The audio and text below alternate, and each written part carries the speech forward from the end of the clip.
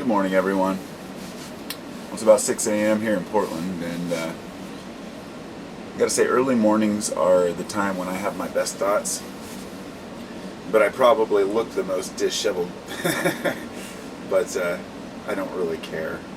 As a human, I can come out and make these videos and look disheveled if I choose. And sometimes I look back on them and think, boy, I was really stoned in that video, or boy, I hadn't even woke up in that video, or, what it might be. But the human element to this world is very, I guess Zen would be the word I would use to me. It's very, it's funny. It's hilarious. Life is funny to me. And not in the way that I could ever explain, and not in a way that I would need to, because I'm sure that all of you out there know how funny life is. You don't need me to tell you that. As I was outside just now, I got up at about 5 and I was watching the sunrise and sitting outside watching the animals, and I was thinking about a conversation I had with someone the other day where we were discussing what sets humans apart from animals.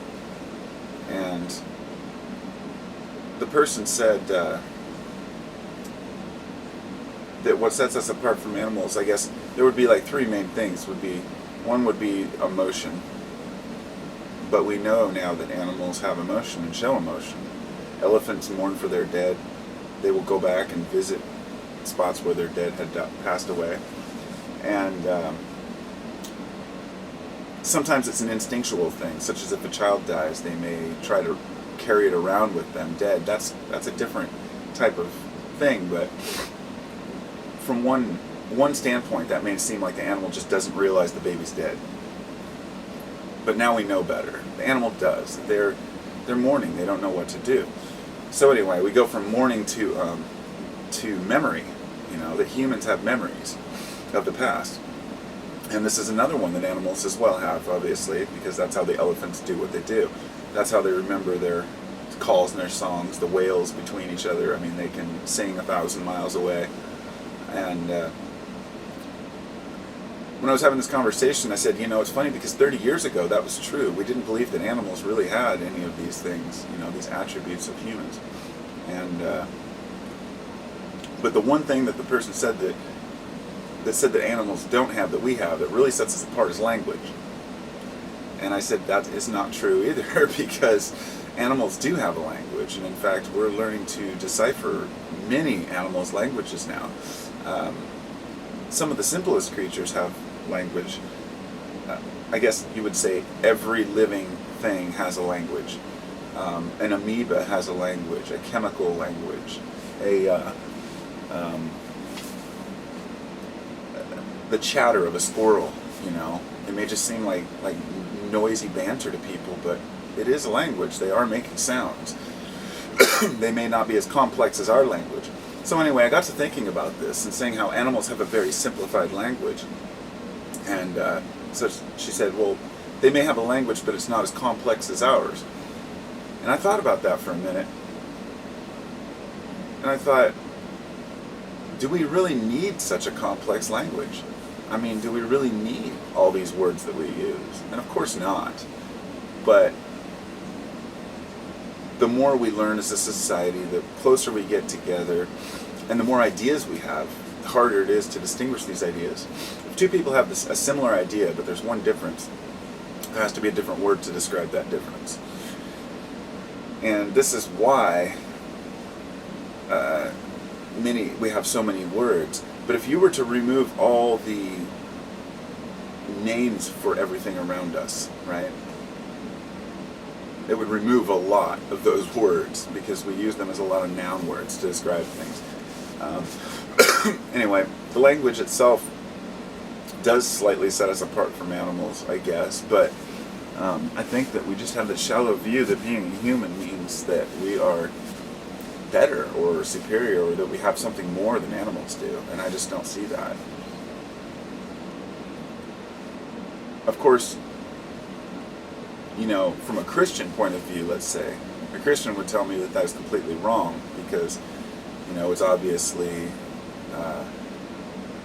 told in the Bible that the earth was made and the plants and the animals were made for man. This is one of the issues I have with Christianity. The idea that the earth was made for man. I find that to be very arrogant, self-righteous. But looking back at history, I understand how those assumptions came to be. Because we separate ourselves from our world. But it's funny because we say we're the only ones that can destroy a habitat. If you move the right animal to the right area, they can do the same thing. Of course, they can't invent nuclear nuclear weapons, but I guess what I'm saying is that we're part of nature, and whatever we do is part of that nature. And we put ourselves down constantly because we are different than nature, or we see ourselves as different than nature. It's reached the point where I've heard a lot of people say they don't belong on this planet. They feel like they don't belong at all. They don't deserve to be here. They don't feel like humans deserve or are worthy of this planet because of what we've done to it. And when we say we start associating every human with every other human. We don't hate. Well, let's put it this way. If there's a shark attack on the beach, in the past, they would go out and they would go shark hunting and kill every shark they could find. And if you look at that metaphor for humanity, all the sharks that are out there trying to eat us, it's easy for them to disguise themselves. So people can just say everyone's a shark and everyone's out to get us. Human nature is not a selfish nature, but at the same time, self-preservation is the main key. So, while altruism is such a great thing to help other people, we frown upon helping the self. Only over the last, say, 20 years have people started to understand the idea of self-help, or really try to improve themselves, because it was almost like we were guilty to improve ourselves for a long time. And the people who did would just, those were the folks in the mystery schools that, wanted to learn how to be better people through understanding the world, not through convincing themselves something was true. And that's, as humans, what sets us apart, I guess, from animals. Truly what sets us apart is not that we have emotion, not that we can remember the past, and not that we have a language, but the person I was pointing out pointed that the animals can't look to the future. And that was a point that really hit home. I thought about that for a while. This is true.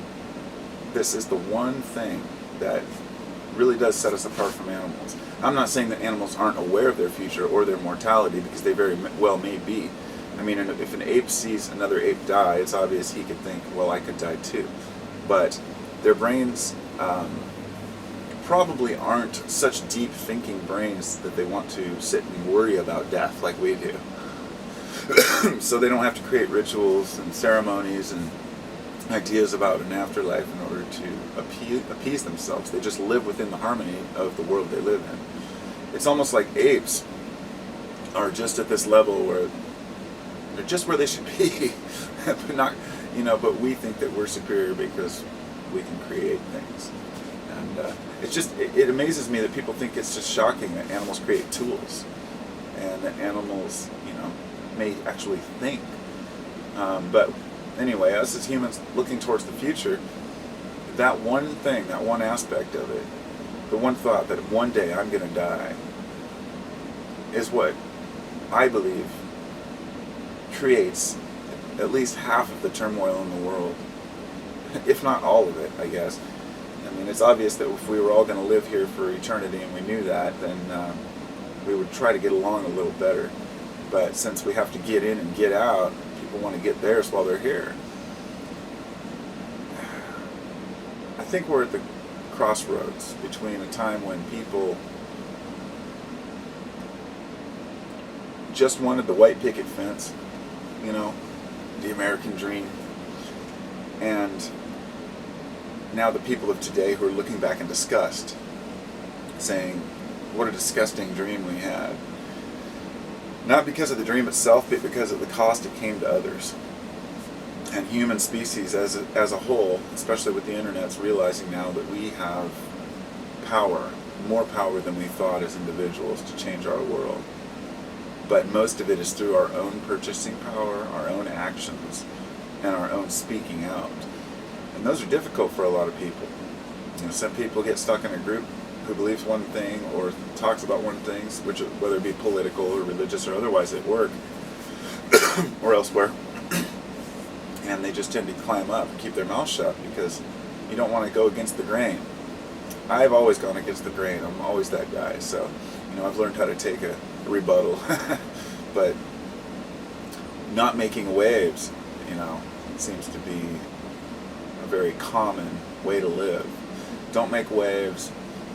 Just make your money, stay out of problems, move on, die, go wherever you're going to go, heaven, elsewhere, nowhere. And so we've created religious ideas to specify where we go afterwards. I have no problem with religion. I have a problem with dogma, so it's not an issue of what people believe, but that's what, us as humans, we've created stories to explain everything, rather than just reading nature. I have had so many conversations with Christians who just don't understand where I'm coming from, and they say, "This, why don't you believe this? Why don't you believe this? It's so obvious. It's right there in the Bible." And I've learned to have civil discussions to try to explain my point, but the reason I'm bringing up the Bible and religion is because the more I studied these things, because I do have the Bible, I do have several different, religious texts and whatnot, and I like to flip through them and try to ascertain the metaphors that our ancients were trying to converse, or they were trying to convey to us, because the true history that we have is written down in code and metaphor. It's not something that you have to decipher through research. It's something you decipher through understanding. And it takes time. And I got a lot of time to go, but I'm working on it. I've kind of given up on the whole idea of trying to perfect knowledge. It's impossible. It's not something that we can attain. We can never be all-knowing, and if we were, we'd be omnipotent, and it would be pointless to live a life as a human. The idea of, eternity in heaven is great. The idea of, being born again into this world is great. The idea of becoming a bodhisattva so you don't have to any longer reincarnate, that's great. All these ideas are great, and one of them may be true.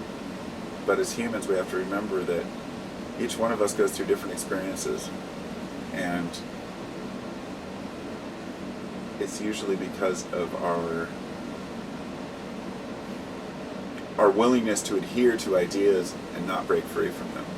And this is the main thing that sets us apart from animals, is that when something's put in front of us, we sit and think about it instead of acting on it. I guess that's the best way I could put it. We don't use our intuition. We just think too much. Myself included.